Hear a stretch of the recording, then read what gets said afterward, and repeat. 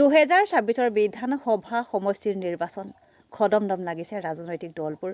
এটা টিকটৰ বাবে হাহাকাৰ দলবোৰৰ কৰ্মকৰ্তাসকলৰ চিচিবৰগাঁও বিধানসভা সমষ্টিটো সংৰক্ষণমুক্ত গতিকে ৰাজনীতিত এই সমষ্টি গুৰুত্বপূৰ্ণ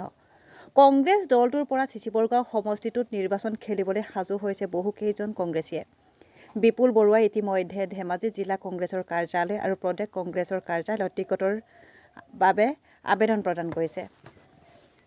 মই 79 নং চিচিবৰগাঁও সমষ্টিৰ পৰা মই দলীয় আবেদন কৰিছোঁ কংগ্ৰেছ দলৰ পৰা মই আবেদন কৰিছোঁ আৰু মই যথেষ্ট আশাবাদী মই যিখিনি কৰ্ম কৰিছোঁ বা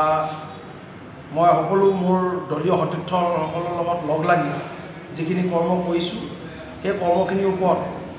ৰাষ্ট্ৰীয় নেতৃত্বই মোক বিবেচনা কৰিব লগতে অসমৰ আমাৰ গৌৰৱ গগৈ ডাঙৰীয়াও এই ক্ষেত্ৰত তেখেতেও যথেষ্ট ভূমিকা থাকিব আৰু তেখেতেও এইখিনি ক্ষেত্ৰত বিবেচনা কৰিব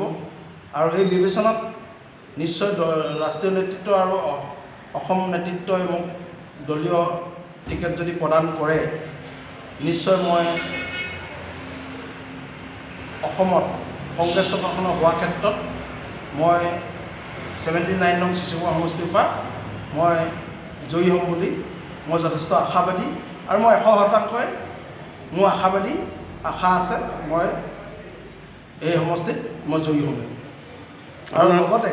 এই সমষ্টিত মই জয়ী হৈ অসম কংগ্ৰেছত চৰকাৰখন হোৱাৰ ক্ষেত্ৰত মই যথেষ্ট অৰিহণা যোগাম। নামটো কি? মোৰ নাম বিপুল বৰুৱা মোৰ ঘৰ হাবুংপৰীয়া আজোৱা পঞ্চায়ত